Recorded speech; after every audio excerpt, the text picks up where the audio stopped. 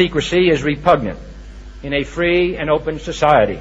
And we are, as a people, inherently and historically opposed to secret societies, to secret oaths, and to secret proceedings. I think a new world order is emerging. An inside job? How dare you?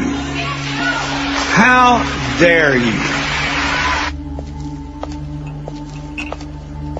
To create, so to say, mass-produced models of human beings arranged in some kind of a scientific caste system.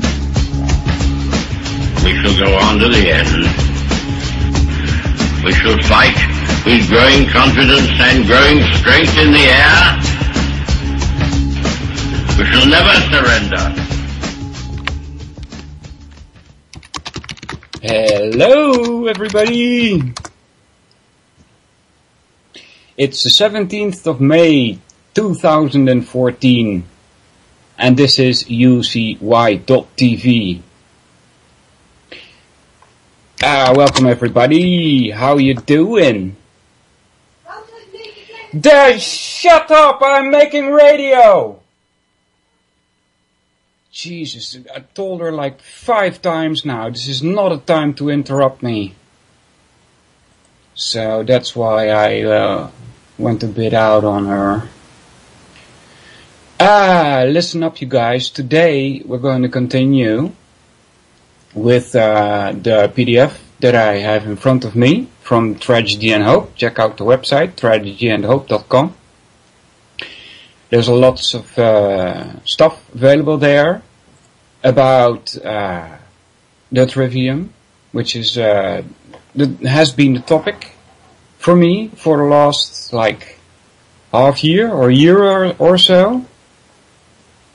And I would like to welcome everybody in the chat. Honey Radiance is there, Vincent is there, and JJ is there, Judas Crowley is there, Dan is there, and Cracker is there, Vincent is there, and One Anon. And apparently Jules also, but I'm thinking she's AFK. So how you doing, buddy?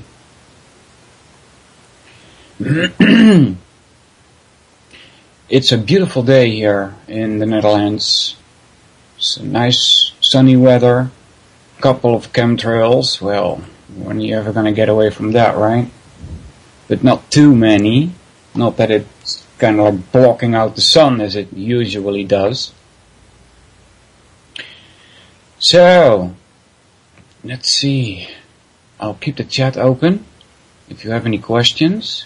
You can also join me if you like. Send me a Skype contact request at Solvinur, SOLVINUR. You can also email me, solvinur2@yahoo.com, if you have questions. You can check them out. See if I can answer them for you. Or give you links that I know will help you. And so, let's get into it. This is, we're on page 27 of 96, so we've still got a long way to go. And I'll see what we can do here. There's 3 levels of cognition. That's the subtitle here, I guess. There's 1 is the mythopoeic mode, 2 is the philosophic mode, and 3 is the scientific mode. The mythopoeic mode, it's a contraction of mythic and poetic, which is the first development of these modes, uses analogical methods or comparisons in attempting to illuminate phenomena. That's, I agree totally with that when you're talking about myth. For example, you guys must have heard about 9/11 myth. You know, if you type that into Google, you will get lots of links. Then myth is like a lie, but a myth especially when you go back like 2,000 years or more, it's not a lie. It's just that you should not take it literally. It's allegorical, and it tries to compare things with more simple words, so that it is one. I'm afraid, and this is my suspicion. There's one reason for that, and that is occulting it. It's a way to keep the people in check, because a lot of people still believe in the literal mythologies that are out there, like for instance with Adam and Eve. And so that's one reason, and another reason could be that they put it more simply, is because they just didn't understand themselves. Judas in the chat says 9/11 was an inside job. Yeah, are you sure about that? Yeah. Is that so, Judas? Yeah. I'm sure that there's something to that, but it's not the whole truth. I think it's not the whole truth. It was not only the United States that is responsible for this. Alright, so let me put it this way. Just because 412 meter high buildings disappear in 11 seconds does not mean that Muslim terrorism doesn't exist. Alright?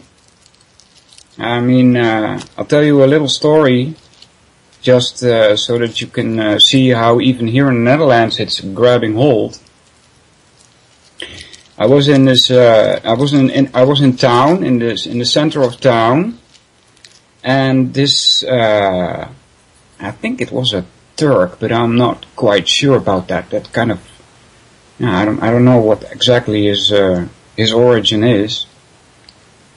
He was brown in color, so he was not Caucasian, I guess, right? And he was, in veiled words, he was promoting Muslim terrorism. And I because I'd done some research in the field a little, I recognized what he was doing. And so I spoke to him about that, and the next thing you know, I'm getting physically attacked. And the funny thing, the strange thing is that after he attacked me, I was the one being held back. No? So they were protecting him by holding me back. So that's the situation here in the Netherlands. It's very, very strange. So Muslim terrorism does exist, even though 412 meters enormous buildings do not disappear due to planes flying in them. And I also think that the whole 9/11 issue has been muddied so much that that's on purpose. You know, they say, well, the planes fly in it. No, there were no planes. Oh my God, there's all kinds of differences of opinion, and that really muddies the water. And I think that's done on purpose, so that we would not form one strong group, So, yeah. So let's see, picking this up from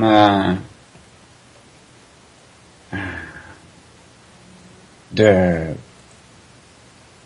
PDF, unless Crowley, you wanna talk about this, you think it's a great debate, well, contact me at Solvinur via Skype, and you can put it out on air, if you want to.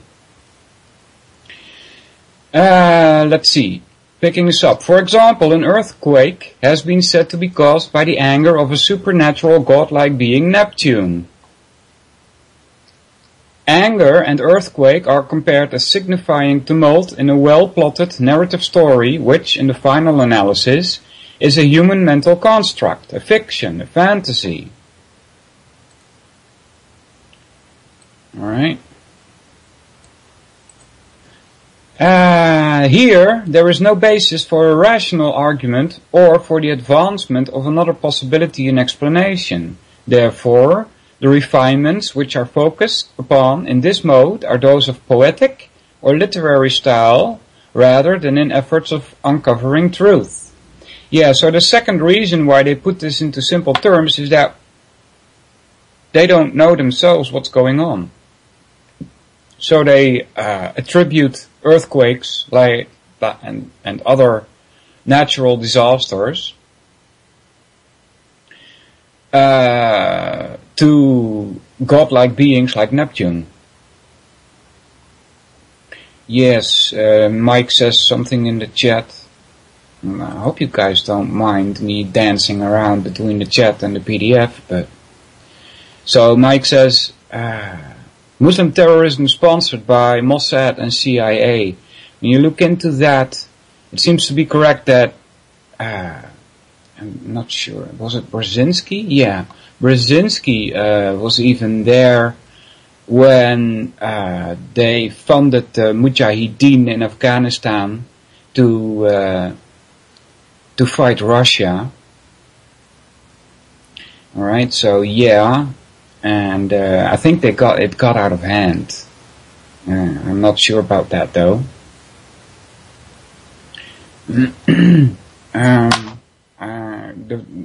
I can repost. Okay. Today, let's see, 10 a.m. EST. And then I need to copy this. Hold on. Copy. If it will let me, it's not letting me. There we go. Copy that. Put that here. There you go.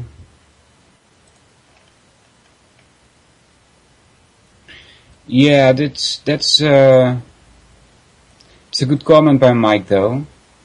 It seems that the people behind the wars, how do I put this? Because it's not like, as far as I can see anyway, it's not like Hitler. For instance, just an example, you can go back to the First World War also. But I don't think that Hitler was friends, so to speak, with the British. But there is a tie there because the military machine that Hitler built was also, he was helped, by bankers. And bankers don't care which side they are funding as long as they get their share, So, and that's why I always say that these wars are like fake wars. Not that they didn't happen, but the real reason why there is the war is occulted. So, hold on guys. When Russia fell, for instance, there were also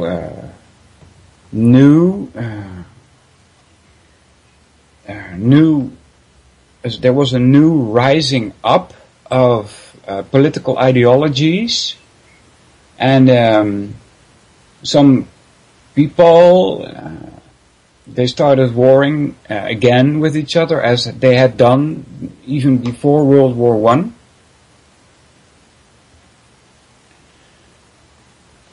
So, is that so, Dan? Could you have get me a link for that, so that I'll put that on the air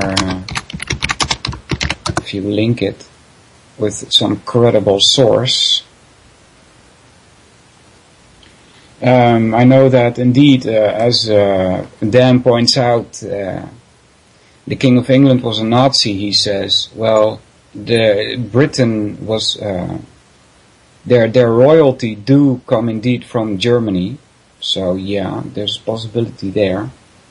But I'm not sure they were Nazi. The whole Nazi business was planned because of the Versailles Treaty. And they knew that the German people would rise up against this unfair treatment by the other allies, all lies, not see, right? I had that from some other host long ago. All lies and not sees. Yeah. That's also, that's kind of like rubbing it in our faces, right? I don't even know for sure where the whole term Nazi comes from. The NA, might be national, but then how do you get socialist from ZI, right? It doesn't make sense. Some people may still think that Hitler was on the right spectrum of the political drama. He was not. He was far left, socialist. It's a National Socialist Party.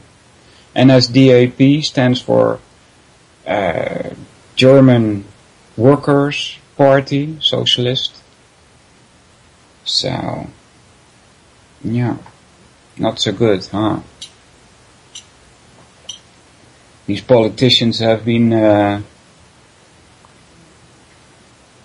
very bad for the country's development, especially nowadays, when they seem to follow more of the United Nations regulations. And by the way, I made an email to the Dutch department here for the United Nations, and I asked them about Agenda 21, and this responder, he recognized that there is such a thing, and I asked him, well, that's a video. You got text, Dan? I can't, read a video on the radio, Dan. So let's see. Maybe I should click on it, save it for some time later. Should be interesting. Yeah. All right. So, but I asked him if the Dutch government was in any way obligated to follow these rules. And he was kind of vague in his answer. He said that it wasn't put in so much words that we are obligated to follow the rules set out by the United Nations. So that was a good sign, I think, at least. The tone of the email that I got back was like, well, no, I'm sorry, but I don't believe that they have to follow the rules of Agenda 21, like he thought it was a good thing, right? Yeah. I didn't let it shine through that I don't like it. I don't like it at all. Yeah, Dan, that link isn't working. I don't know why, but that's empty. Try again. Yeah. Yeah.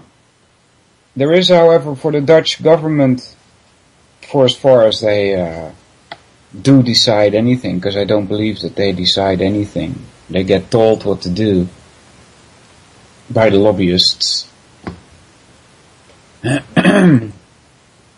But they cannot pass any law that goes against what the European Union wants. So, that's strange. It shouldn't be like that. Countries should have their own sovereignty.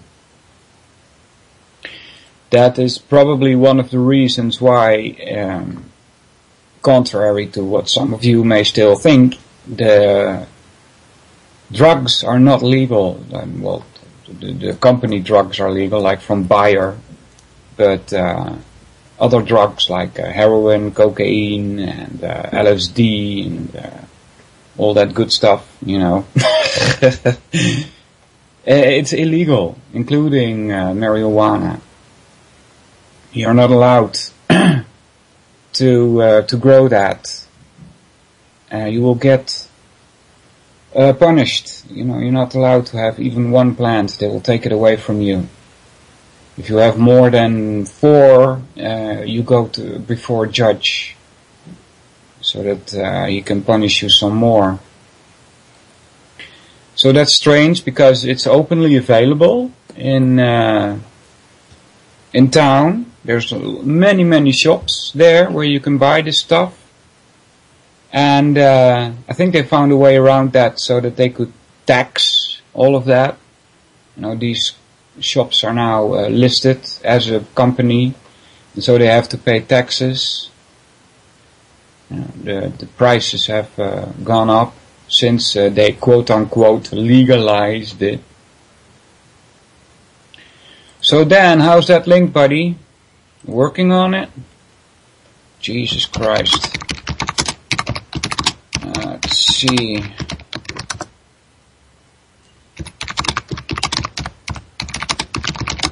Yeah.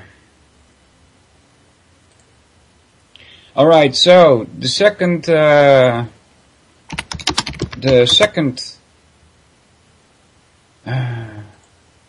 way of knowing, level of cognition, is the philosophic mode. It supposedly, it says here developed next. Well, as if myths came first. Still looking, says Dan. Okay. Alright. As if we didn't philosophize before that.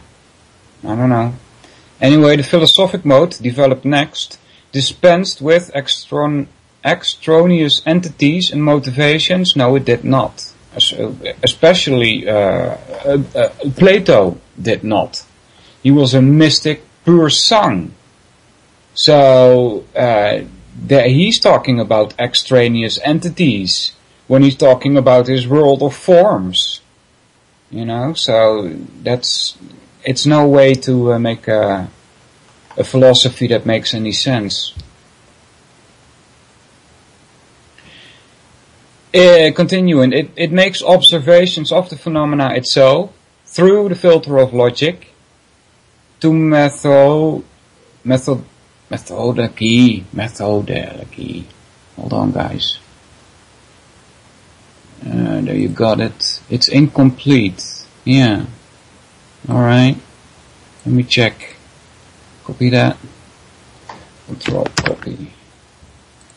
Put that in the new window. Go there. So what Dan was talking about was Edward VIII, Albert, Christian, George, Andrew, and all these names, right? Duke of Windsor, 23rd of June 1894, he was born. died in 1972. Was King of the United Kingdom and Dominions of the British Commonwealth. Yeah, so British Commonwealth is still, he was Emperor of India also. The British Commonwealth, you could do a whole years of series on that.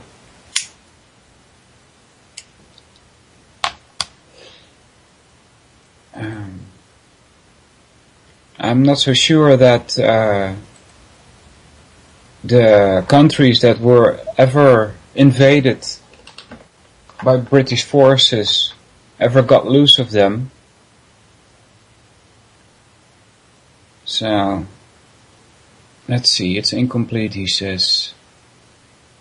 Well, where is the part on the Second World War, right? Or before that?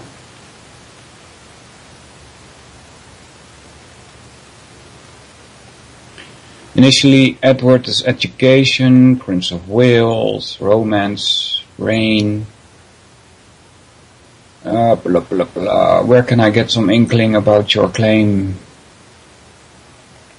Then, Duke of Windsor, Second World War. In October 1937, the Duke and Duchess visited Germany.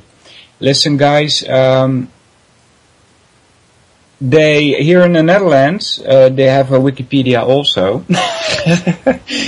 And it was found out that some people were pasting some information, which was correct, about the Dutch royalties. And it put them in a bad light. And what happened was that this princess, she tried to edit it and make sure that it didn't come back. And she got caught, so to speak, trying to do that. And so, you know, you have to be wary about these wiki links. They can be meddled with by the British royalty themselves. Yeah. Here's a nice picture of the Duke and Duchess with Adolf Hitler in 1937. In October 1937, the Duke and Duchess visited Germany against the advice of the British government and met Adolf Hitler at his Obersalzberg retreat. The visit was much publicized by the German media. During the visit, the Duke gave full Nazi salutes. Ah, interesting. The former Austrian ambassador, Count Albert von Menstorff-Pully-Dietrichstein, was also a second cousin, once removed, and friend of George V, believed that Edward favored German fascism as a bulwark against communism. Well, that's odd, because the policies put in place by the NSDAP are very much communism-like. You know, they're on the far left. So, you know, how that would work against communism, you know, that kind of makes me think like, Continuing, believed that Edward favored German fascism as a bulwark against communism, and even that he initially favored an alliance with Germany. Yeah. So how did that turn around? You know, why did the British not do that? Edward's experience of the unending scenes of horror during the First World War led him to support appeasement. That probably has something to do with the Versailles Treaty. Hitler considered Edward to be friendly toward Nazi Germany and thought that Anglo-German relations could have been improved through Edward if it were not for the abdication. Fellow Nazi Albert Speer quoted Hitler directly. Hitler, by the way, is not his real name. I am certain through him, permanent friendly relations could have been achieved. If he had stayed, everything would have been different. His abdication was a severe loss for us. So why did he abdicate? The Duke and Duchess settled in France. On the outbreak of the Second World War in September 1939, they were brought back to Britain by Louise Mountbatten on board HMS Kelly. And the Duke, although an honorary field marshal, was made Major General, attached to the British military mission in France. In February 1940, the German minister in The Hague, that's the Dutch political capital, Count Julius von Zechburkensroda claimed that the Duke had leaked the Allied war plans for defense of Belgium. Yeah, that's what I find strange also, when they talked to us about the Second World War in school. They said that Holland was conquered in a matter of days. And I find that strange. You know, I mean, if you see, as a country, as the Dutch people, if you see the massive build-up that Germany was doing, and then you don't counter that, you know, with making a defense yourself. There were also a lot of people in the Netherlands that were pro-Nazi. It is told that, for instance, in Rotterdam and Amsterdam, two biggest cities, when the Nazis came in, they were welcomed by the political parties, and they were given, without asking, you know, without the Nazis asking for it, they were given all the addresses of the political enemies, you know.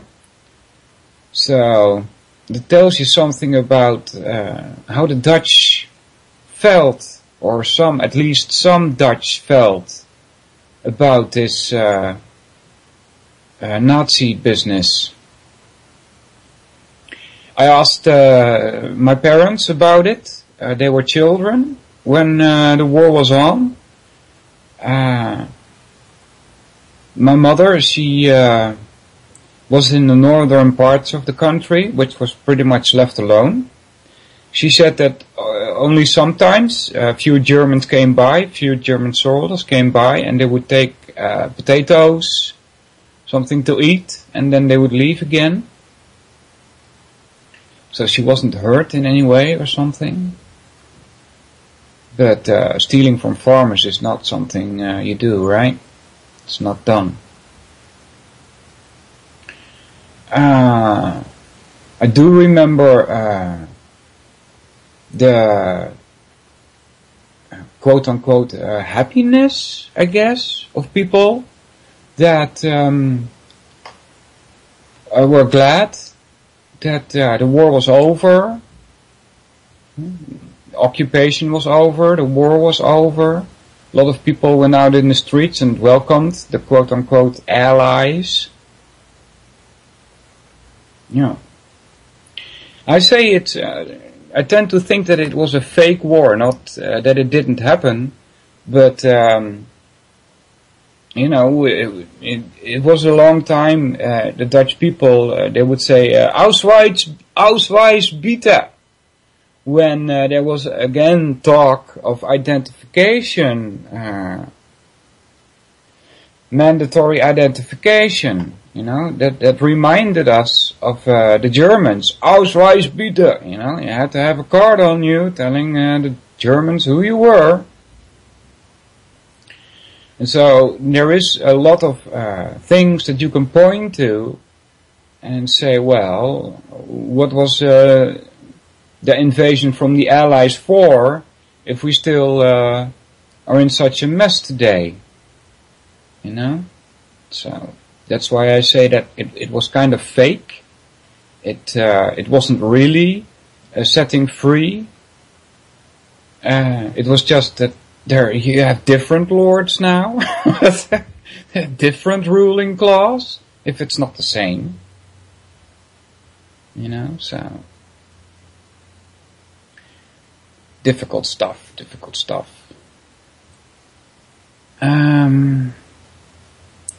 When Germany invaded the north of France in May 1940, the Windsors fled south.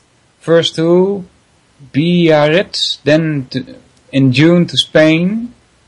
In July, the pair moved to Lisbon, Portugal, where they lived at first in the home of Ricardo Despitrio Santi, a Portuguese banker with both British and German contacts. Yeah, that kind of surprises me also, because you can bet that the Germans had their spies, and they probably knew where these people went. And so if you know where they went, you can bomb them. Right? You can drop some bombs on the place that they were. And that didn't happen, did it?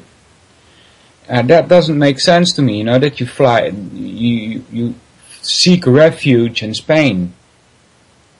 They can get you there. Germans could have gone there with spies, find out where you were. The only safe place would be Britain, right?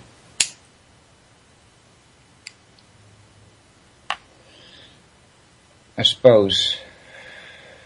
Or even, well, maybe United States, but also in the United States there's a lot of pro-Nazi movement in those days.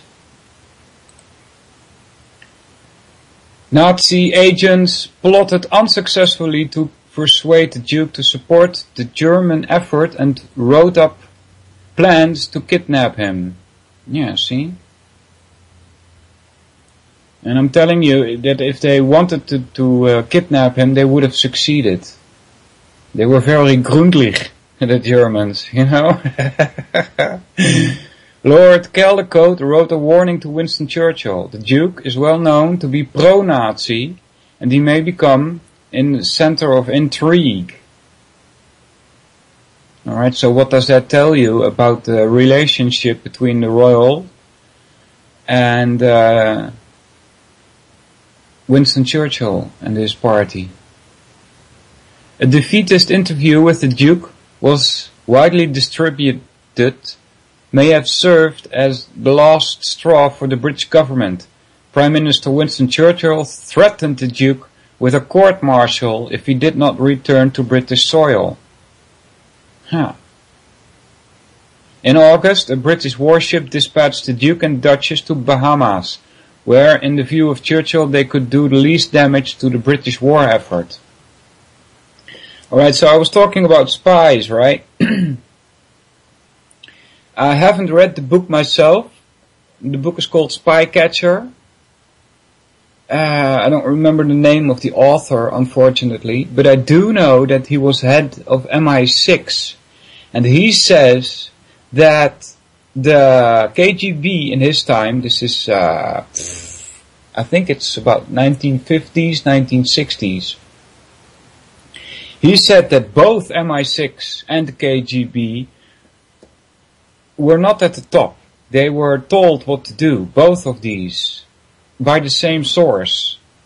So, you know, that tells you something about these so-called spies.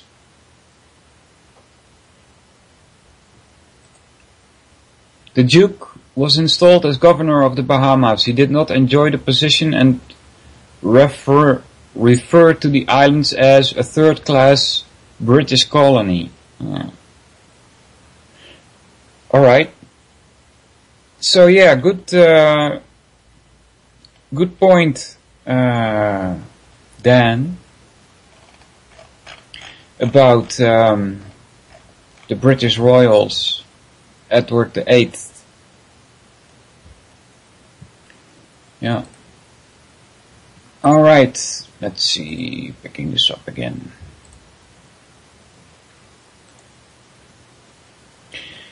Judas, you can contact me and Skype.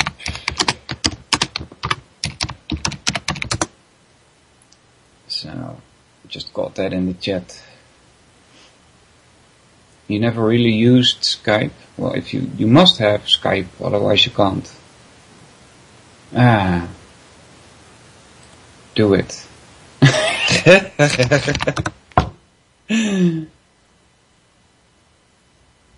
You did. I did? You did what, Judas? Hapalap, you sent a request, did you? Alright. Let me see. Accept. Alright.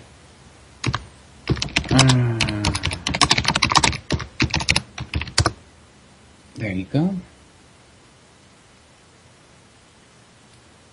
Should be possible, right? Okay.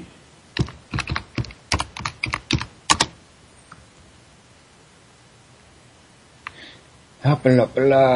Alright, let's see how this works. Right, hold on guys. I need to do something first before it can be done. That there. Hoppala. No, I can't pick you up. Hoppala. I need to contact you. Alright. Put that there. Now go into Skype. Find you. Let's see. Where are you? Where are you? This one. And there we go. Let's see if this works, guys. Hoppala. Are you there, buddy? Yeah, I'm here. How about you? Oh, we're here and we're on the air. So how you doing, buddy? Not too bad. Can you hear me? Yeah, I can. Beautiful. What does that say on your Skype picture? Let me see here. What does it say? In times of universal deceit? Yeah. Telling the truth will be a revolutionary act. There you go. That's a good one. Yeah, can you hear me? Yeah, I can hear you. Beautiful. So, do you make radio yourself? Actually, yes. I have a show. I was on a previous network before. And I ended up on this network now, which is actually where I really wanted to be after I had met Kevin Blanche. Progress further in that.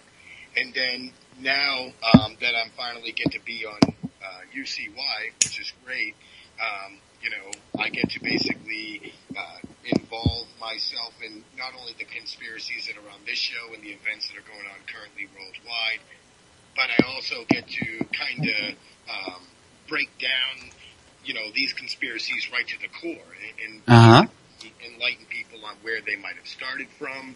And, a lot of shows on here are pretty fast paced. And if you're a new listener and kind of don't know what people are talking about, I figure, for people, it's all about awareness, right?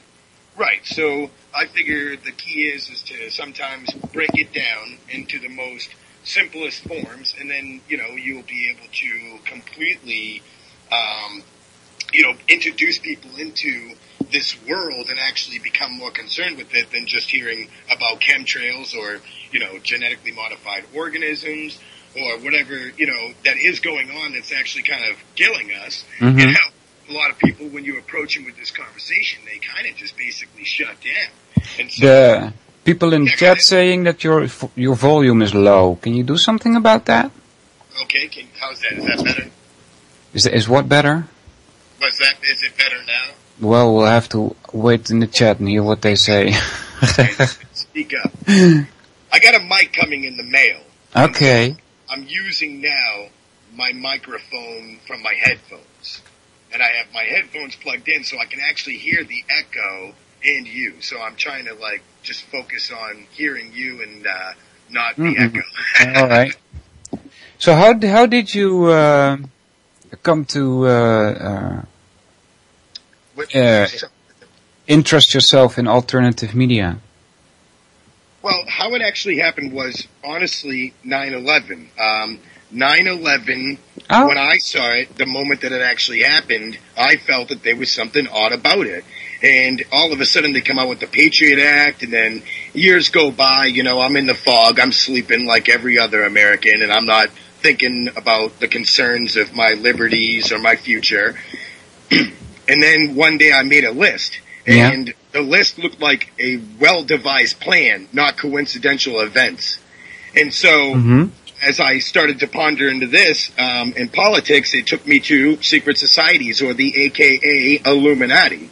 And then as you peer down that path, you begin to find that religion is still significant today. As much as people like to think it's not, it actually really is significant. And then when you start pondering into that, you find that a lot of our wars and politics and corporations and all these things that are controlling us are all religious based. They all funnel back down to religious, leaders of many sorts.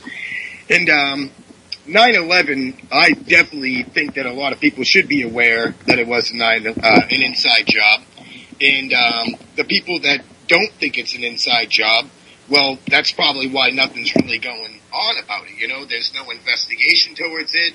It's almost as if the propaganda and the official story is working. Hitler said, make the lie big, keep repeating it, and they eventually will believe you. Okay, have you ever heard of Andreas von Bülow? No, go ahead. Well, I did my research into 9/11 also, and there's this German former political figure called Andreas von Bülow. And he was very, I could tell by his voice, he was very shocked when he found out some things about 9/11.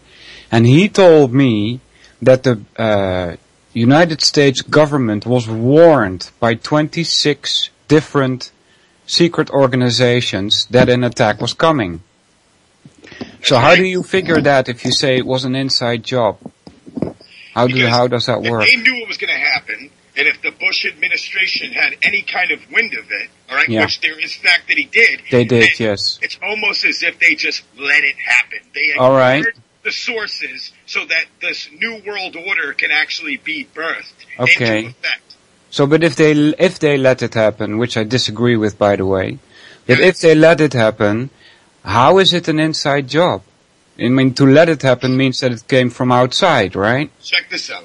9/11, the day before 9/11, Donald Rumsfeld had mentioned on the news about a Pentagon bureaucracy. It was a conspiracy involving the military cannot account for 25% of what it actually spent. 2.3 trillion, yeah. Yep, $2.3 trillion ended up missing. And I believe that is the money that funded this whole, this whole scenario to go down. And that's $8,000 for every man and woman in America. And I think when you start looking at these facts here that are completely overlooked and have never been brought up again since 9/11, because the next day after Donald Rumsfeld said that, we went to war and all our tax dollars went funneled towards this war on terror. Now we went into Afghanistan. Now, when we went into Iraq, okay, we went in there to get Saddam Hussein. Well, that was Bush fighting his daddy's war because of the Gulf War. Well, sources tell me that basically when Al-Qaeda was in Afghanistan, a lot of the poppy fields were actually diminished due to Al-Qaeda. And that crushed the international banking laundering scheme so that, because this is supposed to be a war on drugs, but if you look at heroin, it's in your oxys, it's in, most prescribed drugs. Oh. And if you start looking at the heroin pandemic, it did go down for a while, but then all of a sudden it picked back up again.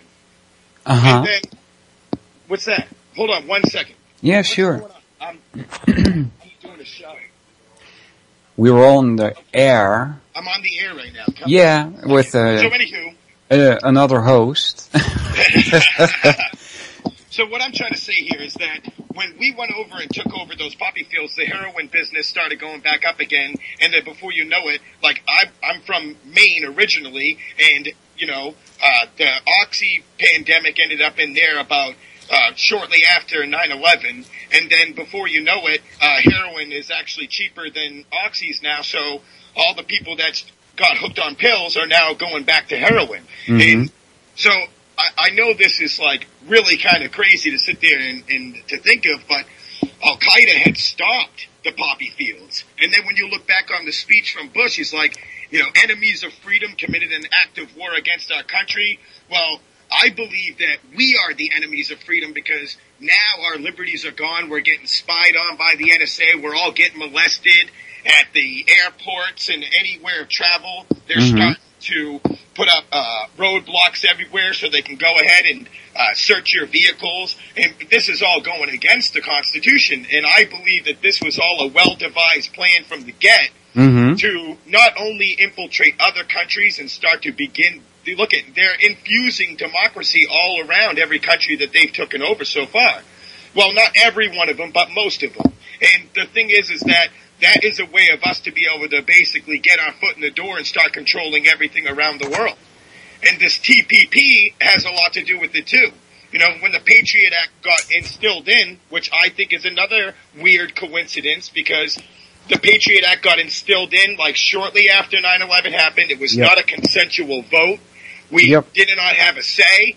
And if you were an individual who lived in America and I'm your neighbor and I call the police and say, I have information that this individual could be making bombs or doing this, without a warrant or anything, they can kick your door in and completely investigate your house. And that's going against, our Constitution and our, amendment rights, unalienable rights.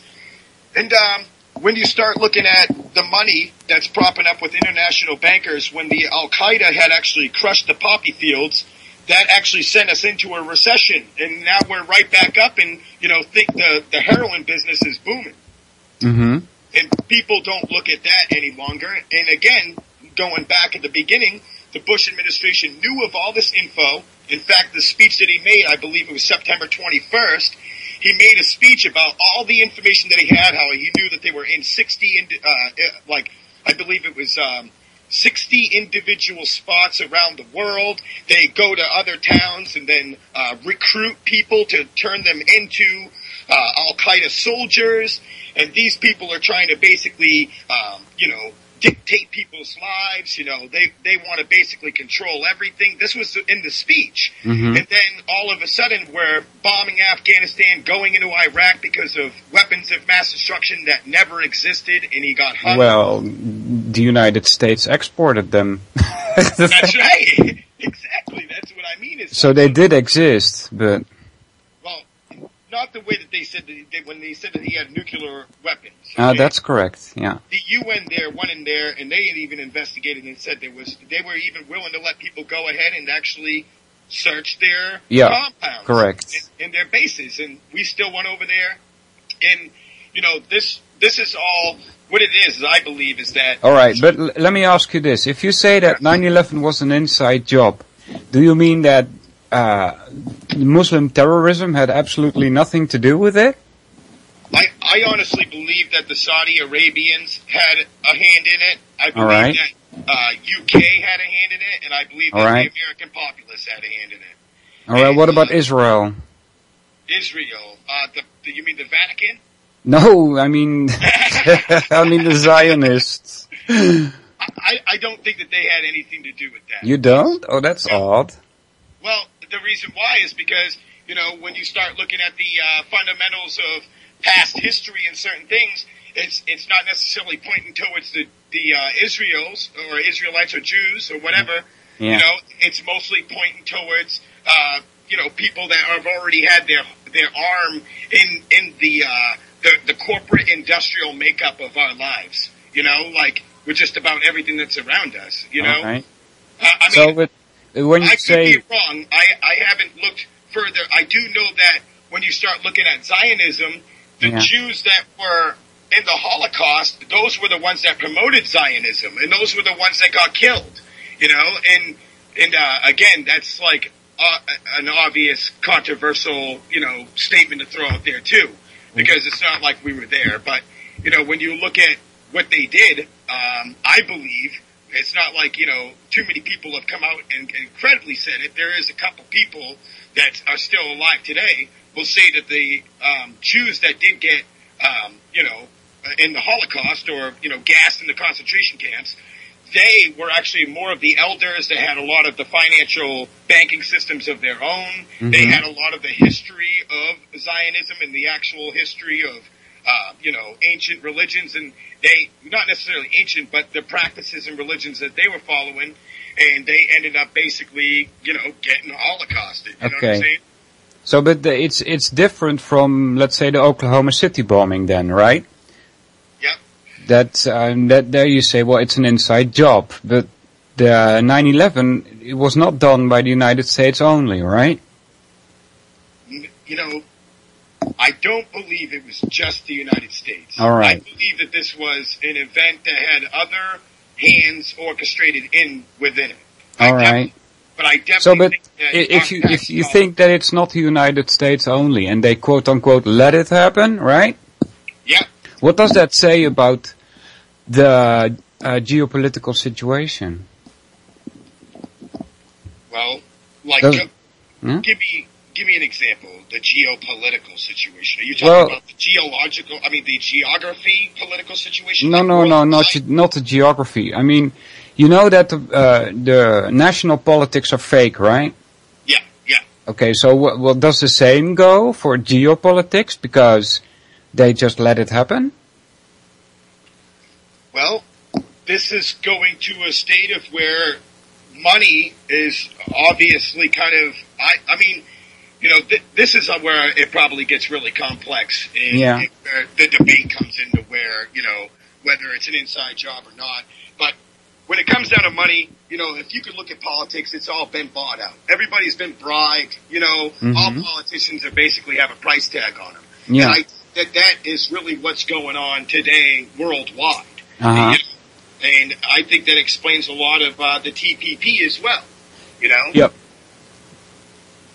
Yep. And, like I said, I didn't say it, but what I'm trying to say is that, when I look at the facts, I look at not necessarily all the facts that are behind it to point towards exactly all the people, but just the particular events that happened that day that point out red flags right from the start. You got the hole in the Pentagon that is like the size of the street, but yet a 747 does, it would have totally took out the entire side of that building, of the Pentagon, but yet it appeared that there was not even remnants of the plane. There was actually photos of it whenever it actually happened. Another thing, the FBI will not release no footage of when the plane hit the Pentagon, but yet there's cameras surrounding the entire building. Mm-hmm. Well, so what do you make of the eyewitnesses that say they saw a plane heading towards the Pentagon? I believe that we are living in a nation right now where the media will go find people and pay them off to say whatever to start out a controversial rift. It's like, I'll give you an example. Like they're talking about taking the "In God We Trust" off the dollar bill here in America. Well, they'll get individuals that are on the news all upset about this, but then yet when you start getting into the general public and asking people about this, they never really think about it or could care less. It's almost as if they're putting projective programming in you to let you know what is to come next, the debates that are on the table, and the changes that are to come in the future. Just based off, yes. Uh-huh. There are some strange things with these eyewitnesses. One of the two policemen that I know of saw this plane coming, they say, right? And they say, well, it went north or south, I don't remember. It was either north or south of the gas station that is close to there, right? And then you have other so-called eyewitnesses that were around the same place, and they say the exact opposite. They say, well, no, it went south of the gas station. So there's conflicting eyewitness reports, and you would think that, if they got bought off, that they would at least get the story straight, right? You'd think so, right? Yeah, but I'm thinking that they're not really lying, they're not really making it up. I do believe that a plane was in the area, but that it didn't hit. Is that possible? this is another weird thing because it kind of leans towards like these chemtrail conspiracies. A lot of the people, they say that the pilots don't know what they're doing up there. They do. You know? And it's like a pyramid scheme effect. You know, you got the people on the bottom, and you know, as it escalates in the top, you know, only the top percentile really know the whole entire plan. But yet everybody else is doing their own individual job, not knowing what the other person's doing, not knowing the big picture of it. We're just doing what we're supposed to do because we're just following orders. Yeah, chemtrails is a difficult topic for me. Have you ever seen... To me, it's kind of like the same thing with this 9/11 job. You know, you start talking to individuals and people that were on the scene there. You know, some of them say that they saw numbers. They saw, like, it didn't look like a normal plane at all. It looked like it was almost as if it was a drone. You know, and you talk to firemen. They sit there and say that they were hearing explosions beyond just the plane going in the building. They were talking about quite a bit of stuff that completely is suppressed from the media now. And what I'm saying is that I think that some people knew what was going on and some people did not know what was going on, but yet was there to be a witness at the scene. You see what I'm saying? And to kind of give, you know, that's another thing too. I think that they'll go through the crowd and whoever gives them the information that they want, that's the one that they push. You know what I think is a plant? You've probably, if you've done your research into 9/11, you probably know who I'm talking about. It's this guy. He came on the mainstream media news, and he says, well, I saw the planes hitting the towers, and due to structural failure, the towers came down. Do you know who I'm talking about? Yeah, I do remember that conversation, but then I've also seen where scientists have said that in the history of any burning building, never has it ever collapsed, especially 3 of them all on the same day. The only way that could ever happen is through thermite, you know. Well, and they also doesn't explode, you know. But if you paint it on a wall, and they said that they had construction workers in there months before 9/11 working on sections of, you know, the buildings and closing them off. And you can make thermite into a paint and just paint it on a wall, and it's still just as highly flammable, and you know. But it doesn't explode. If you take a look at the picture on my Skype, you can see there it's exploding. Do you know how far those clouds reach? Do you know how big that is? Dude, they were huge. You're absolutely right, Solvinur. The thing is this Walter or Solvinur? Whatever. It's both is fine. Okay. From what I've heard, and in my studies and researching this, that even scientists have picked up the powder and went and researched it and found thermite in there. As long as there is any kind of flame or any kind of ignition, then the thermite will work. And they heard bombs going off. So you know that there was explosives along with possibly thermite paint on the walls of the exterior walls of the building.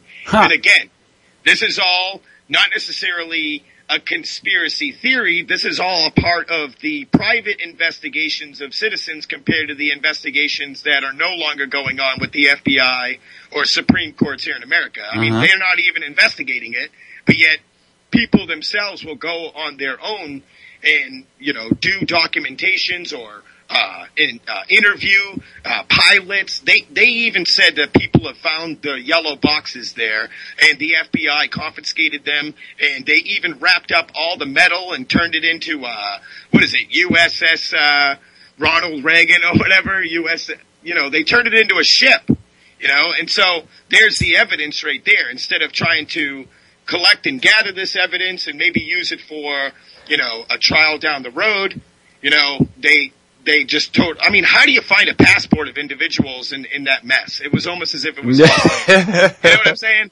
Another thing I think is really crazy is, you know, the way that they described the way that plane hit the Pentagon. When you talk to pilots, they say that there's no possible way. It doesn't even matter how experienced of a pilot you are. There's no way that you could have done that corkscrew turn at the G and the force that they were doing. I think it was like 5,000 Gs. They said that the plane itself would have ended up completely falling apart in the air. And, you know, again, that is another fact that's completely going overlooked. I mean, Did you see the Silverstein interview at PBS? I was going to talk about that, about how Silverstein turned around, and he actually put out an insurance. Well, he ended up buying it from an individual 6 months before 9/11. Yeah. And he ended up turning around and basically what they said was that Silverstein ended up buying it at 6 months purchase. Silverstein and the group filed for insurance coverage, which covered acts of terrorism, which is pretty funny. And he ended up collecting $4.6 That's not so funny. billion. I mean, there was an attack on the World Trade Center in '93, also. Yeah, remember? But it was really funny. A plane flew in that. Did it collapse? What? Did a plane fly into that? Wasn't it a plane that ended up No. It was a bombing at... wait a second. A plane flew into the Empire State Building at one time. Yes, correct. That's what it was. Right. And but what do you make of the Silverstein interview? What I make of it is that, when I sit there and look back at it, I really feel like he knew something and, that he obviously was not conveying to the public, It was almost like... Really? Dude, I'm telling you, I felt like that. But I look into things, maybe almost too much. I feel like as you start understanding occult symbology, when you start kind of hearing Hold on. I want to talk about the Silverstein for a moment. He said that he got a call from the head of the fire department, right? Yeah. And then he said that there was so much loss of life that they decided to pull it, right? Yeah. What do you make of that statement? I mean, I don't know. What do you know? And he's a liar. He's lying in your face about that. I mean, you can't decide on the same day that you're going to pull a building, then muster up some people to plant the explosives and actually let them explode. It's impossible. No, How do you decide to pull it? It's impossible. He bought it. He put out the insurance policy on it like he knew it was going to happen. We're talking Trade Center 7 here, right? Oh, that one right there. That's another coincidence that I find really weird about how BBC was talking about a third building falling. And it's right there on the news behind her. And then all of a sudden it collapses. And there's also footage of cops moving people out of the area because they knew that a third building was going to fall. And so, and it fell the same exact way the other two buildings had fallen. So that right there, a plane never ever hit that. No. A plane never hit the World Trade Center Building 7. So when I sit there and look at it, I definitely believe that he knew exactly what was going on. And what I mean by him leaving stuff out, like, you ever sit there and kind of watch, like, an interview on the news, or you hear a commercial going on, and if you listen in a certain way, you can almost hear the hidden message behind the message. And that's what I'm trying to say is, like, when I heard this interview and when I saw what was going on, it almost looked joyful. It almost looked like he knew it was going to happen, and it looked pretty much well devised and planned out. Yeah, the BBC was strange. There was this woman reporter, and she's talking about the World Trade Center 7 coming down when it's visible right behind her, right? That's a great How is that possible, right? I think they were a bit ahead of schedule. That's what I'm saying. Somebody sent them the news bulletin a little too fast, Yeah. And ever since 9/11, if you start looking around, we've got all these false flag situations happening all around us. And as they do, that's another thing. Is like our country has been under this feeling of attack, without even acknowledging it every day. Everybody knows we have this war on terror now, and that anything could happen based off preserving our safety and, canceling out liberties. This is what's happening pretty much daily. Yeah. And, it's getting to a point where I think people like me and you are kind of feeling the effect of it because we're starting to see our limits and our boundaries, whereas other people are still living their daily routine lives and they're not immediately being affected. It's coming, though, but I believe that this 9/11, I believe the Patriot Act was actually written first. 9/11 had to happen to put it in the Patriot Act. which is now the domino effect of everything we're starting to see around us. The right. NDAA. Your conclusion about the Patriot Act is correct, but how did you come to that conclusion? Well, because I sat back, like I said, when I sat back and all right, I got a daughter. So now my daughter is only 2, and I started thinking about her future. So I was like, when I started thinking about her future and realizing that she's not going to have no freedoms and she might end up in a FEMA concentration camp if she starts thinking. So I got a little scared, and when I started thinking about the reason why these liberties are actually falling away, it's because of 9/11. So I made a list. I'm telling you, I made a list. And in fact, I got the list right here in front of me, and, you know, I might as well read it right off on the air because I believe that this is like, you know, a very revelating thing, revelations in itself when you start to think about, you know, like I said, it looked like a well-devised plan. Yeah. You got the Patriot Act, and the reason why it happened so fast, the reason why I concluded that it happened first is because they initiated it in right away. And the thing is like the size of a Bible. If you ever try to read it, you're going to put it down out of so much boredom. And that's what made me think it was really pre-designed. Then you have these FEMA camps, which is a complete secret. And another thing I wanted to talk about was like the national deficit. Remember when they talked about it so much and almost like infusing that in us? And then all of a sudden we're buying bullets and guns and 1.7 billion rounds. You know, we're going in, but don't forget we had Iraq right after Afghanistan, and then General Wesley Clark came out and it was like shortly after 9/11 had this interview talking about how we're going to go invade 7 other countries and all these other things. So then we had the Boston bombings, and then before you know it, we've got the Colorado shootings in Aurora, Colorado from James Holmes. And I suggest everybody research who James Holmes really was and what he did. And just like Adam Lanza, go investigate and see what he was up to, because these people were actually very, very, very smart. And they were actually so smart, they were on top of things that the government found interesting in themselves. You know, that's how smart they were. So then what happened after all these things? We got gun laws being enforced. Then you start looking at like what they're spraying in the air, lessening population. We've got race wars and martial law and new laws coming into effect, which is like the NDAA. And then my list stopped. I was like, I am now a conspiracy theorist. Yeah. Yeah. That's a good one.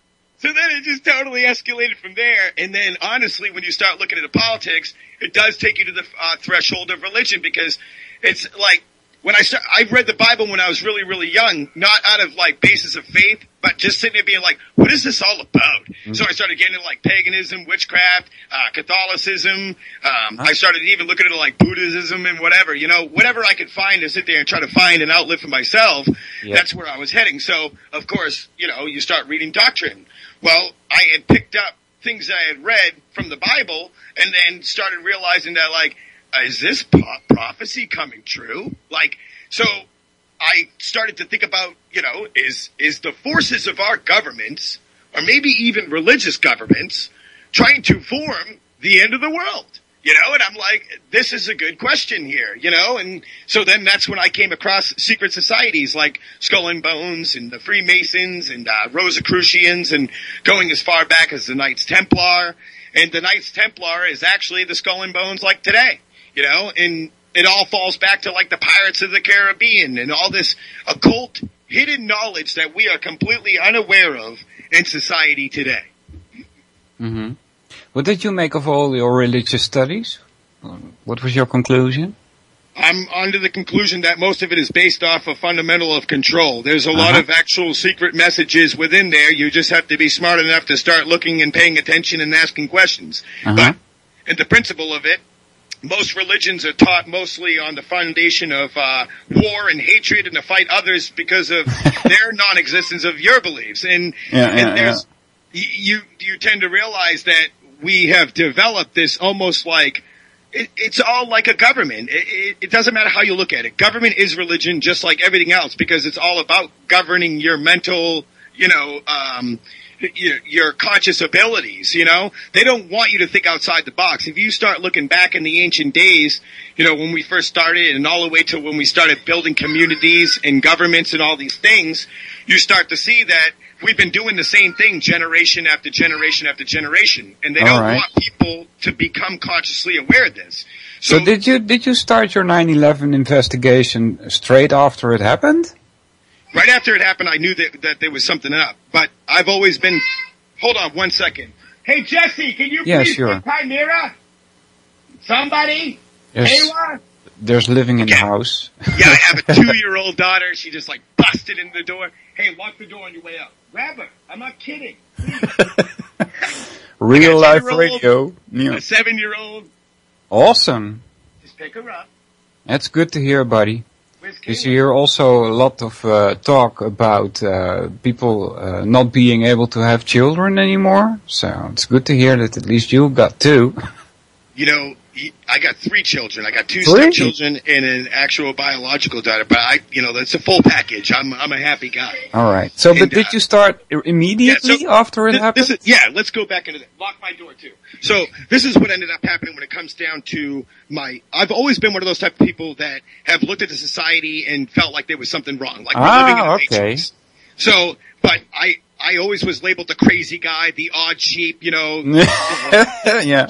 You're crazy, but the good crazy. And I'm like, all right, but that kind of establishes a mental insecurity within yourself, always kind of doubting yourself. Yeah. So I'm a musician too, so I would always incorporate this matrix outlook on life in my music, but then yet progress to trying to not necessarily fit in the scene, but be a trendsetter. And I was asleep. Like I said in the beginning of this interview, I was totally kind of unaware of what was going on. Yeah, I knew that there was something odd. Yeah, that too. I had the same thing. Yeah. But I didn't have enough of the information to wrap my tongue around what was going on. So, but I remember when 9/11 happened, I was like, this is not right. And then everybody's like, no way, this is like, we need to go kill people for this, And I'm like, well, I think we should, have an investigation. Because I remember, I was in Job Corps when it all happened. And then a year later, I ended up basically going back to my hometown, and I had friends that signed up for the war, and they were coming back, but they were all messed up. They said that they really just wanted to join to go kill people.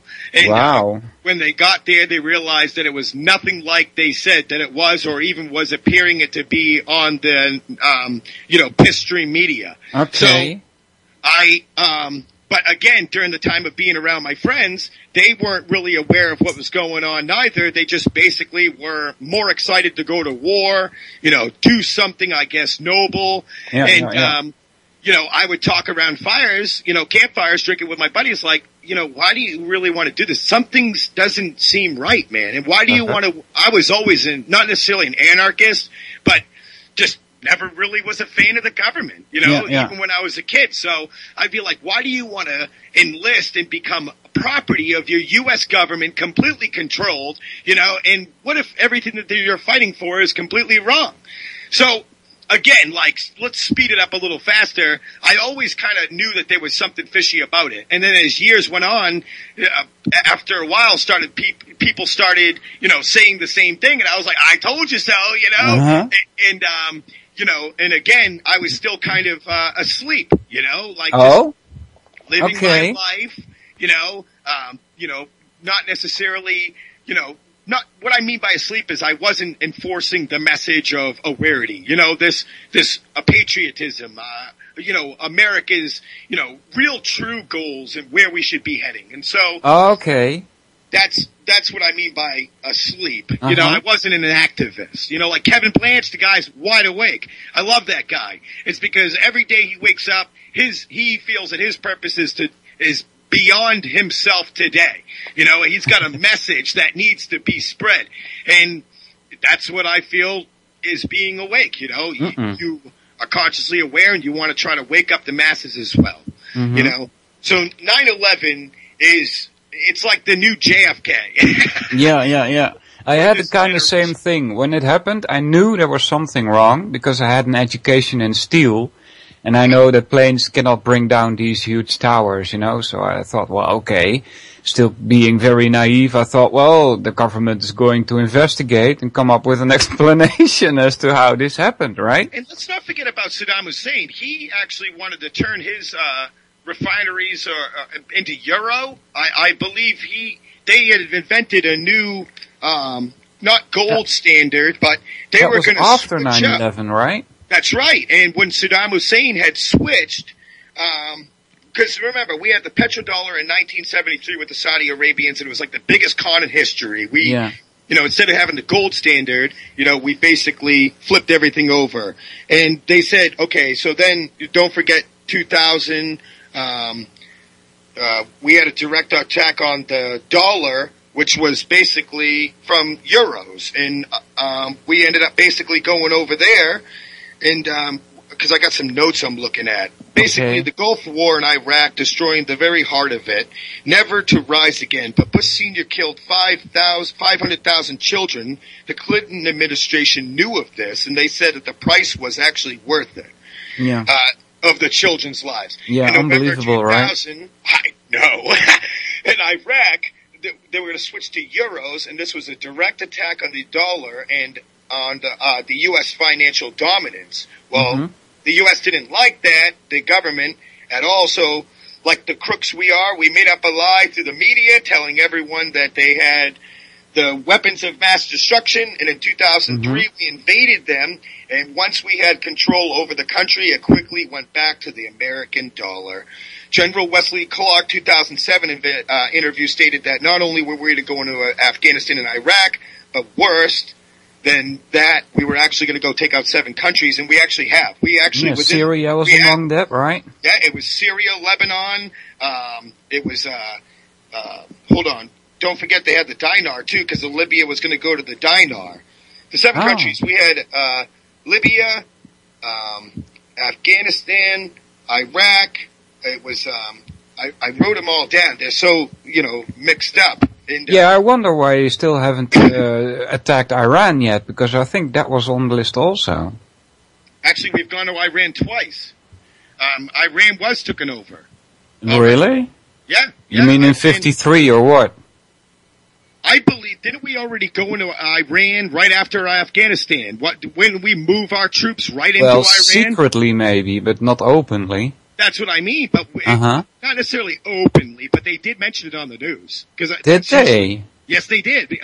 Because remember, I'm from New England, so I remember this 9/11 stuff happening. It was happening very quickly. We did go into Iran, finishing with Iran, and we've been in these 7 countries, not in the same exact order that he said. Just like we've gone in Sudan, we've gone in Lebanon, we've gone.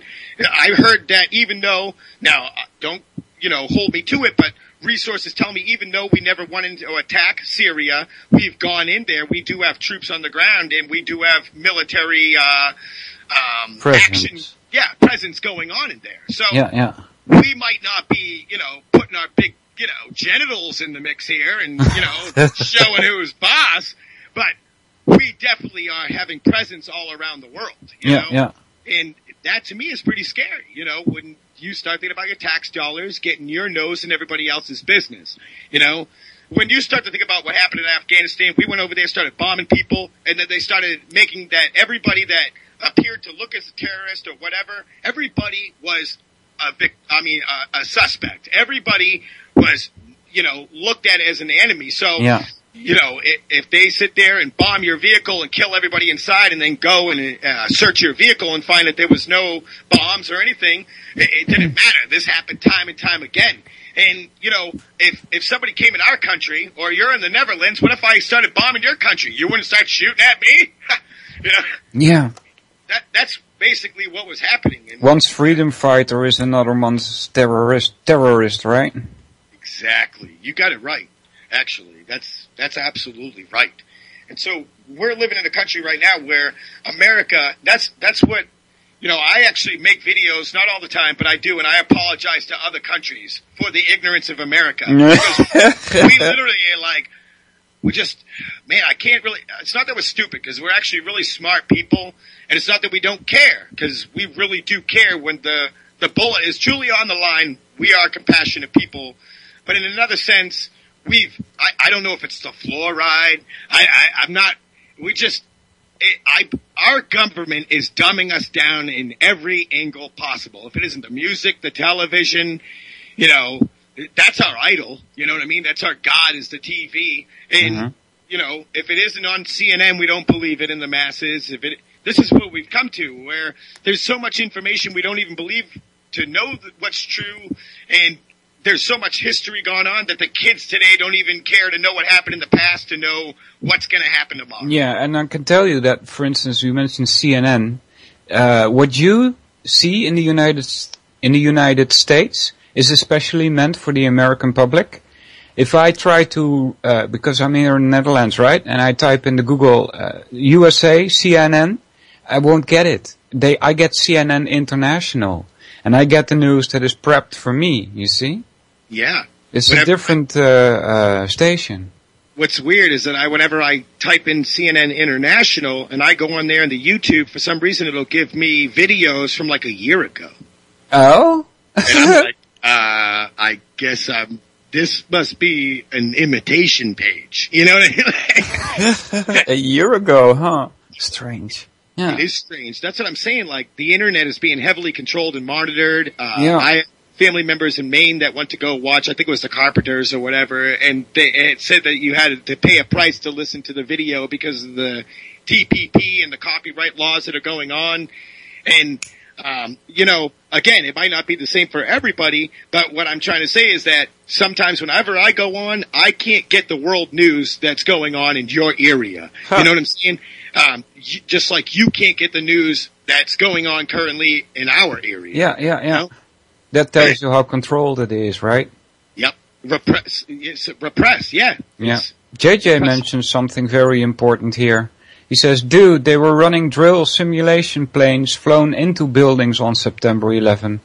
I think it was Northern Vigilance, or what was the name of that operation again? I'm not sure about that, because again, I was asleep during that time, but I will tell you what. During the Boston bombings, they were doing drills a week before the actual event of the marathon when the Boston bombings happened. Ha! And, I didn't know that. Right there. Yeah, they were also doing, from what I heard previously, check this out. That Sandy Hook stuff, man, they burnt down the school. They won't release the information of who did the actual security footage, who installed the security cameras. They said that when that actually happened and they were getting calls of supposedly Adam Lanza shooting up the school, which was actually 5 shots, but they made it out to be like 150. The cops were told to stand back. There was so much weird false flag information going on with Sandy Hook, it's not even funny. They destroyed the school, which is really weird because if you look at all the other school shootings, you know, they never broke down those schools. There's a lot of weird... I don't want to go into all the details because it literally can take up a long time. That's no problem. You can talk about anything you like, man. I believe that Sandy Hook was another like 9/11 false flag operation. I really do. They said that his mother was a teacher when it turns out that she was actually a psychological nurse, okay? A nurse in psychology. He was actually going to school and was like had an incredible GPA. I think it was like I can't remember the exact digits. But he was an incredibly intelligent person and was evolutionary in computers.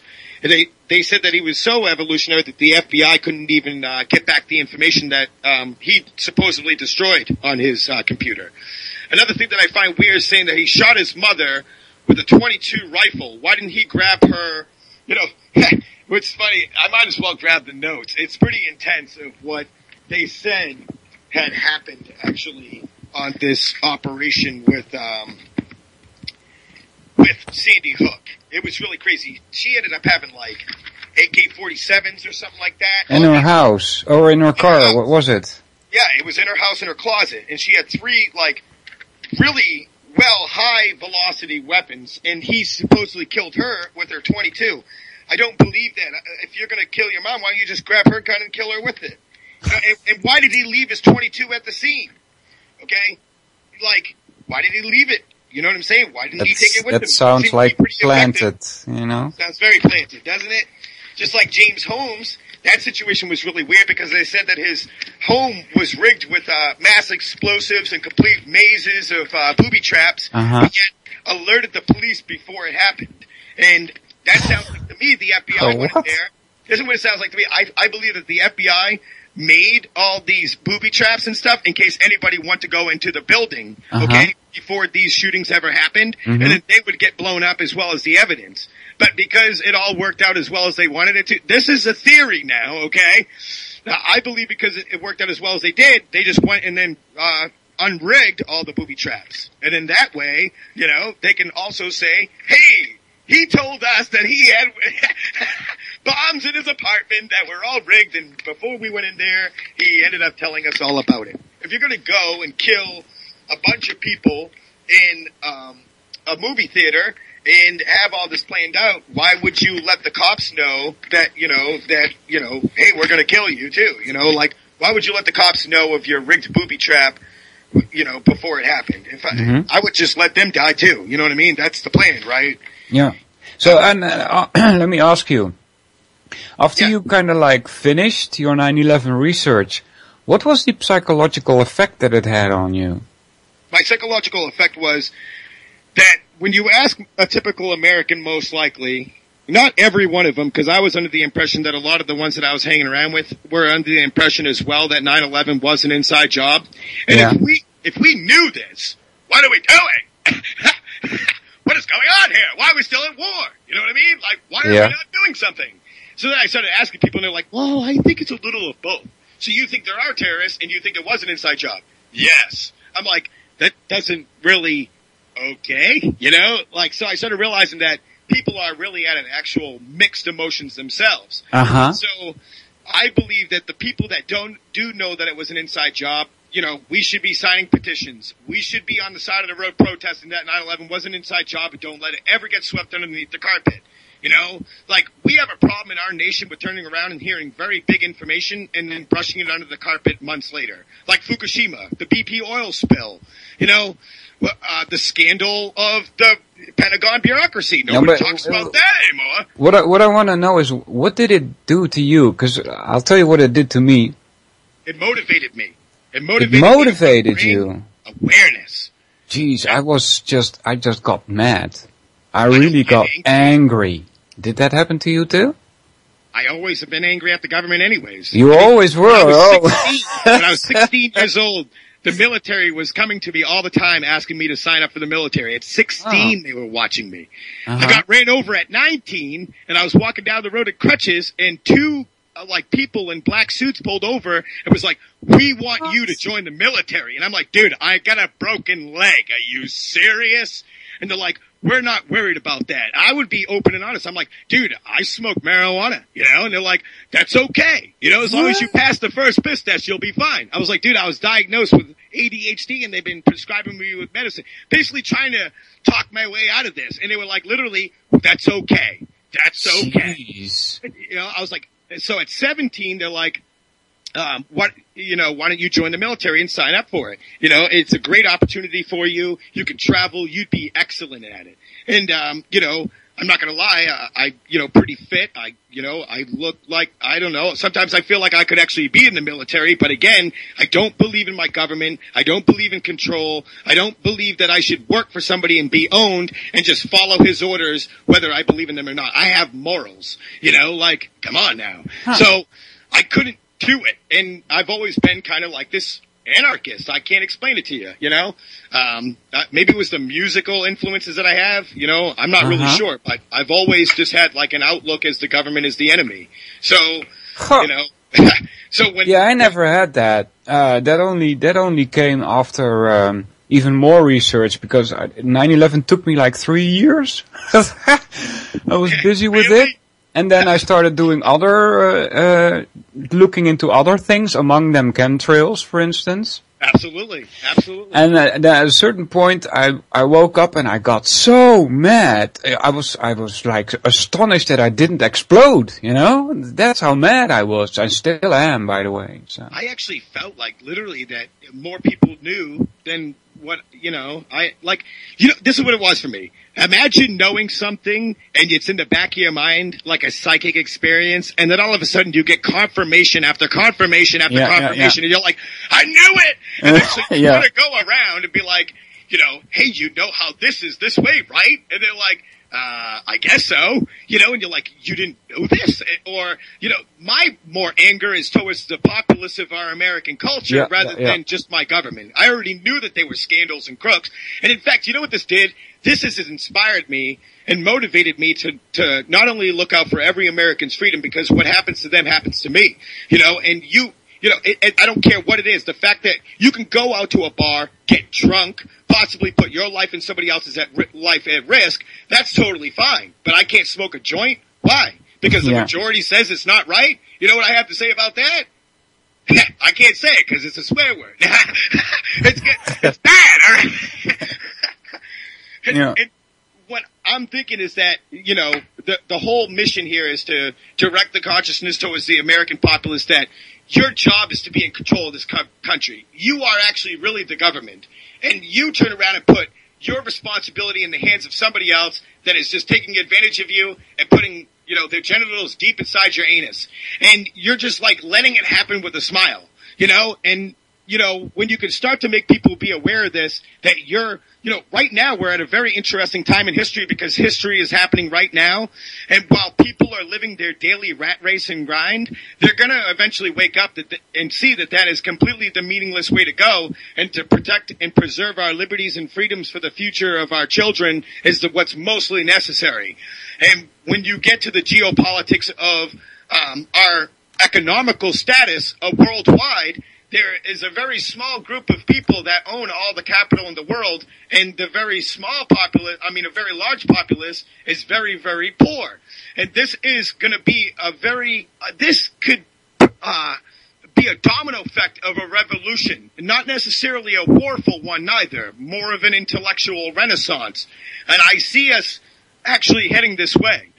There's actually a crossroads here I see that could happen. If we keep being stupid, we're going to end up this transhumanism, implants in our brains and trying to go to Mars and having individual spaceships and seeing all possibilities of what we could do to become part artificially like robots. Or you're going to see a breakdown of where what's necessary is to almost become more intellectual than the technology that we're inventing. And I don't see that happening today. We are being consumed by our technology. Our artificial cyber world is becoming so big, it is literally a matrix within a matrix, and what this is doing is actually, like I said, it's actually captivating our conscious and our psyche instead of understanding that we are the ones that developed this. What else can we do to possibly make the world better? We're trying to see the next step of this matrix, technological cyber world. Sounds like MK Ultra to me, to be honest. You know what? You just nailed the head right on the head. And the thing is that it's not just MK Ultra, it's MK Naomi, it's called Artichoke. They have a lot of operations in many areas that this leads down that, most people don't realize how far it goes. In fact, when you start thinking about mind control, that is the most megalithic conspiracy that most people, when you start getting down into it, you almost feel like those people that, like I have an aunt, when I was growing up, she said that aliens abducted her, was chasing her. I'm serious, crazy stuff, right? So then she started saying stuff like this, like, the government's listening to our telephone, so we can't answer the phone at a certain time. You can't be on the phone too long. She puts a blanket over her television, and she says that they're watching her through her TV. Yeah, she's crazy, and this is what I was growing up listening to her say. So now, as I begin to understand mind control and NSA and our government, it's almost like as if she, was picking up something, some kind of frequency that most people, we're talking about, I was like 9, 10, so we're talking 93, 92, right around, no, actually more like 96, 94, because, no, actually it was like 93, because I was 13 and 14 when I was 97. So yeah, it was like 93, 94, I was 10 years old, and my aunt was, testimonying this stuff to me, which, you know, she's heavily medicated and everybody in the family thinks that she's the crazy aunt or the crazy, you know what I mean? Everybody's got one, you know? Yeah. But when she was saying these things, and then I started picking up this information later on down the road at 30, I'm not going to sit there and say my aunt's crazy, but I'm not going to say that I'm going to go around and say that, you know, this is going to be my topic of conversation at the dinner table, you know, like, Yeah. I mean, I think it's a little off the wall, out there in the universe kind of stuff, but for me to sit there and say that it doesn't exist, well, I haven't experienced something like that, and that's why I don't believe it. Yeah. Is it true? I don't know. I have trouble with the extraterrestrial bit. I mean, UFOs, fine. I mean, I saw them myself. But to tie that then to extraterrestrials, that's a step that's uncalled for as far as I'm concerned. The only reason why I mention aliens is just because I was just kind of describing like the type of person that she was. Yeah, that's I'm okay. totally not throwing aliens into the mix. I'm just letting you know that my aunt was the one that was like saying that she did get abducted. And that she did say that the government's listening to your telephone. And that they can... Did you ever read that article that was in some kind of newspaper? I don't remember which one. It was talking about a talking billboard in your head. I think I lost him. That's not so good. Yeah, we got problems with Skype. All right. Let's see what we can do here.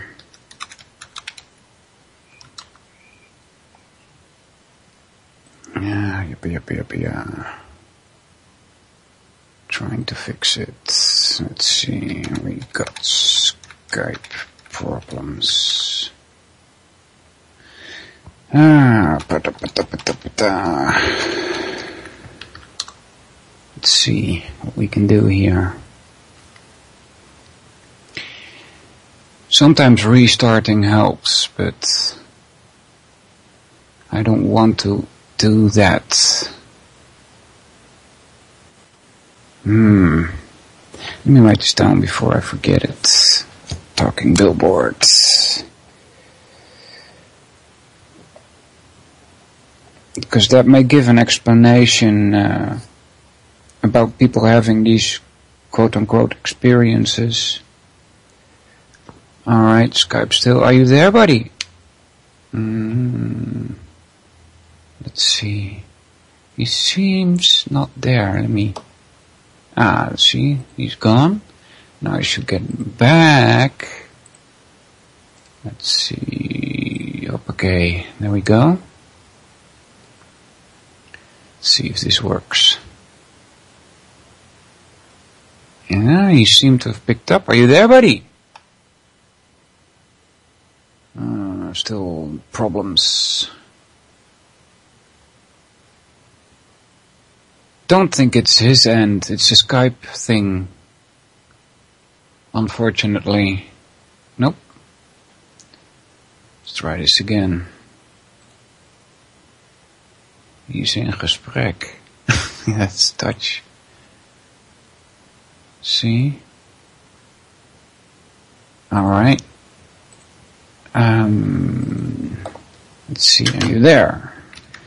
Are you there, buddy? Hey, can you hear me? Yeah, now I can. Right. Yeah, we had some Skype problems. Just crashed. Yeah, so we're back. Listen, did you ever hear of that story that went out about a talking billboard in your head?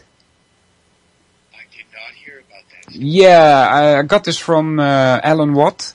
He came up with an article, and it was backed up by a New York journalist. And they had a billboard there, and this billboard was talking straight into your head. Did you see the new smartphone that you can have a conversation with? No. But listen, what I want to say is that if they can put voices inside your head, you type it into Google, you will find it. Voice to skull it's called. Voice to skull. I'm going to have to research that. That's incredible. Yeah, but that's in the open. That's in the open now, you see. And so if they can do that, they might, secretly they can do much more, you know. They can also put images in your mind, you know. Yes, you're absolutely right. And that brings me back to the candidate situation and what could possibly be going on with these mall shootings. James Holmes, if it was even him. Adam Lanza, you know. I mean, these are just Oh yeah, another thing to point out about that Sadie Hook thing. The doctors would not even let the parents, like, they pronounced the students dead on the scene. They didn't even, like, let a doctor pronounce the kids dead. And the parents didn't even want to see their children.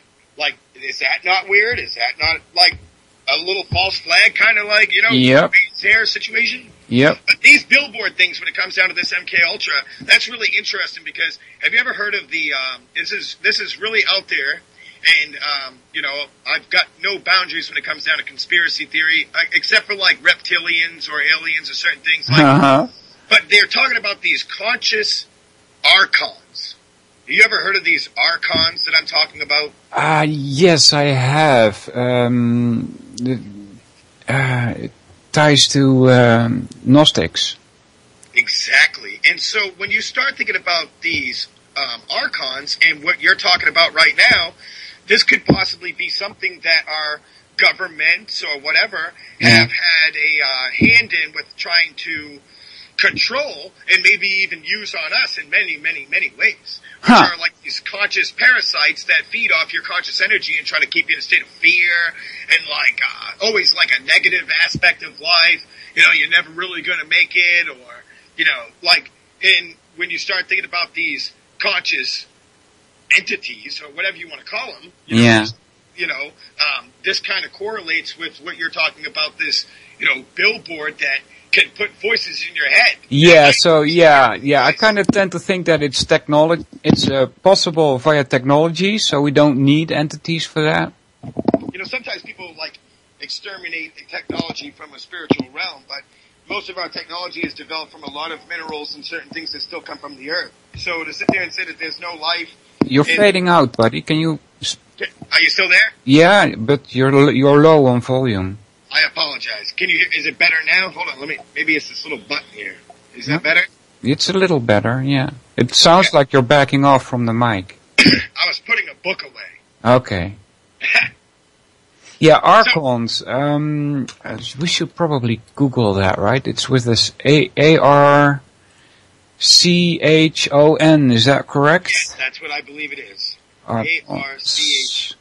Yeah, you get these strange alien pictures, you see? Yeah, see, they were trying to say that there was these individuals that, like, you know, that's the part that kind of gets me out of these conversations that they talk about them as, because they go as far back as the Gnostics and this individual, Carlos something, I forget his last name, but he ended up doing a lot of translations back from these... Castaneda? Do you mean Castaneda? Yeah, he's an agent. That's... Okay, as far as I know. These are the individuals that I was listening to. An individual who was an author, something Stanley, Robert Stanley or something like that. He wrote this book, and he was doing a lot of research on his own from this guy Carlos Castaneda or whatever his name is. Yeah. So he ended up going into, I guess, getting a lot of his information from Don Juan, which was like an ancient Toltec warrior. And I don't want to go into like the complete history of it because, I mean, that information is readily available. It's what they were talking about that was pretty interesting to me. And I think that in the paramount of the human mind in our communication skills today, when we think of things, we try to, you know, basically bring it down anything to our own understanding. And sometimes I think that aliens is like the best way to lean towards the way that people are talking about things. Yeah, just like we used to make mythologies. For earthquakes. Exactly. Yeah. When you start peering into the actual text, and if you want to get, you know, best way I can describe it is like the Book of Enoch. They say it was written for a future generation before this time. And, you know, they removed that book, and it means that there was a future generation that's supposed to understand that book more than the people of the time when that book was written. Well, when you start thinking about the times that these ancient scribes or texts, you know, had surfaced and the things that they were saying, when you start to look at that, it says, you know, in my frame of mind today, being this future generation possibly, what I'm getting out of it is that we live in a spiritual and a conscious reality of dimensions and vibrations and frequencies. And there is another world of a subconscious that, you know, we obviously don't see, but it doesn't mean that it does not infiltrate or can't control our conscious world because, you know, that sounds more like what is going on when you think of the human species being attacked, and not only the ways of our, chemtrails, genetically modified organisms, down to vaccines and all the things. What would actually pursue a man to want to develop these kind of things to actually destroy people? Yeah. And that, to me, would be like these parasites known as archons infiltrating the psyche of our mental synapses. Yeah, I don't believe in that. I think a psychotic mind would have no problem with it. You don't need ET or archons for that. There's a more logical explanation. Sometimes when I sit there and start thinking about, bringing it back down to that religious thing, you're like, what is your take on all these religions that you found? Yeah. Well, when you start thinking about it, it more or less is in a way of like a fleshly mentality. If you can't tangibly see it, if you can't tangibly feel it, it's not real. And, Yeah, well, that's not true either, because you can't tangibly feel or see or hear or taste. There's no way with 5 senses that you can validate the existence of your mind. But it exists, I agree with what right? you're saying, but let's talk about the common man in the church pew, okay? I'll give you an example. This is going to sound wicked controversial right here. And I don't care how controversial it sounds, because I think that's what it's really all about, is raising flags and getting people to engage in thinking in general. Now, when you start to base this down, let's say, for example, Jesus Christ. Jesus Christ says the only way that you can go through heaven or worship the Spirit is through the Spirit, right? Right. So when you start thinking about Spirit, that's something that has nothing to do with the tangible existence of flesh. So when you grab a cross and you think that this represents Jesus Christ, you're trying to manifest a spiritual existence into your conscious reality. So I think that when you're holding a cross, you're worshiping the cross, not the Spirit itself. So that's us trying to manifest something in a spiritual world into our own reality to try to understand and spread this so-called spirit around through this tangible object. And to me, when you look at that, that's like false idolship. You're like worshiping the cross, not the entire message and what is truly behind and held within the message itself. Now, I'm not trying to cause war. I don't want people to sit there and think that is like me trying to control people's beliefs, because that's fine. But that I have analyzed things deeply enough to sit there and try to understand that there is literally, a cross world here of a spiritual, realm that our paranormal world and also our fleshly world that we're living in, which is the tangible existence. Yeah. And you can't live in both. You know what I'm saying? So, really? Is that so? I believe that you can't. I think that when you're tapping You can or you can't? You cannot. You cannot. Why not?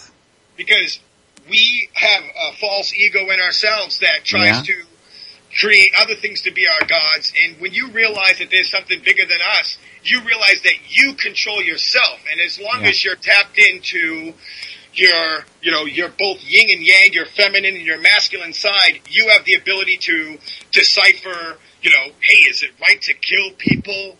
Is it okay to, create nuclear bombs and completely wipe out races, Yeah, but a psychopath doesn't think like that. Because they're unplugged from the spiritual realm. Yeah, so now you're saying that you can live in both worlds. You can't, because when you live in the spiritual realm, then you understand that all these egos, like money, is not matterable. It doesn't matter. It's just a piece of paper.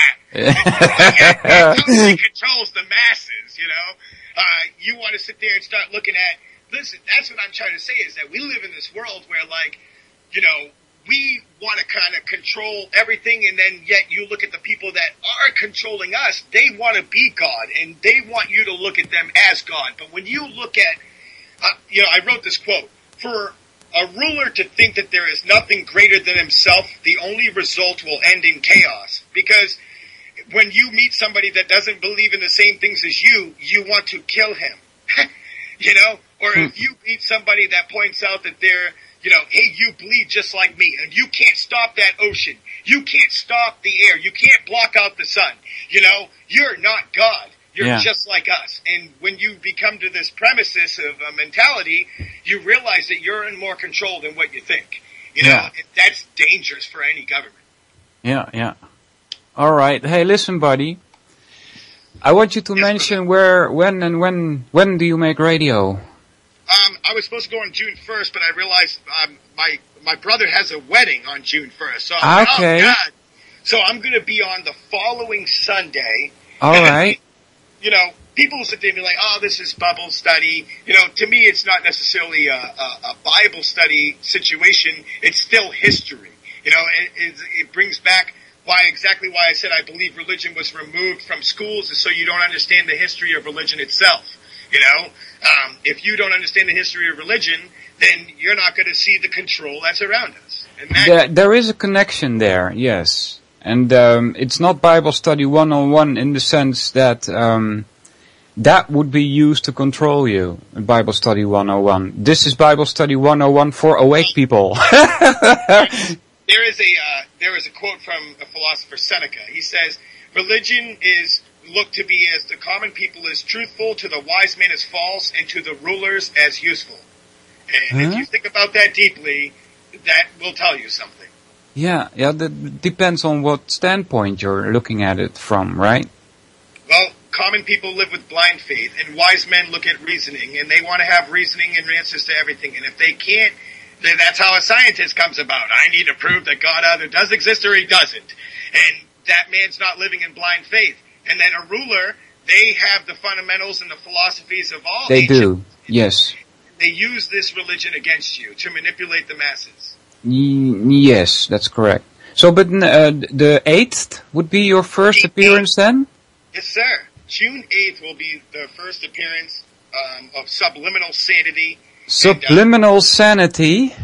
Yes, sir. Awesome, good name. Do you do it alone, or? Oh, no, I have a co-host. He's my brother. I've grown up with him, obviously, my whole life. And we've always had these conversations. I've grown up with him having these conversations our whole lives. Okay. And so I felt like, you know, bringing this back to society, because I hang out in a lot of places, and I notice that even people my age don't talk like this no longer. Like, not even, you know, to bend the envelope one bit. You know, I mean, you know, we could sit there and talk about government conspiracy or what's going on in the world, but how far does this really go? And it goes really, really, really far back. This has been going on for so long that you can try to categorize it as a religious doctrine or whatever. This is history. You know, this is the doctrine of history. And, you know, I think that the ancient secret societies of the past are coming into this age of Aquarius, this new eon, and is pushing forward their old world order that they've always wanted for centuries, and it's totally happening around us today. Yeah, I tend to agree with that. There's not much difference in control, like 1,000 years ago, 2,000 years ago, 5,000 years ago. The people have always been controlled. Yes. And it's a mind control. You know, mind control doesn't necessarily have to do with one person. It has to do with masses of people. Well, let's think about consciousness. It goes again with your consciousness. If you can sit there and have an understanding of reality and existence and how things come into its makeup of itself, then you can understand how collective consciousness works and how masses will begin to change and shift and evolve. And if you think about you saying that, you know, hey, we've been doing the same thing for years and years and years and generations after generations, obviously they've had a harness, a leash on our consciousness so that we are not aware of the things in the control. We don't question authority. They do a lot to undermine it. That tells something about the human spirit and the human nature, right? That they need to do that. And from the minute that you're born, you're trapped right into school. You're taught nothing of value that is going to make you an independent person. All right, buddy. Listen up. We got 1 minute left, so anything you want to leave us with? thank you very much for having me on. It was a pleasure to talk with you. I hope everybody else listening enjoyed it as well. And I really enjoy having these conversations, and I just wanted to say thank you. And anybody listening, 9/11 was an inside job. There you go. All right, thanks a lot for coming on, mate. Thank you, Solvinur, and I hope to see you soon. We'll see each other. Thanks. Take care, buddy. Take care. That was it for this week. Next week I'll have a surprise for you guys, so make sure you're there. Take care, people. Thanks for listening. Solvinur signing off. Bye-bye. I think a new world order is emerging. An inside job? How dare you? How dare you? To create, so to say, mass-produced models of human beings arranged in some kind of a scientific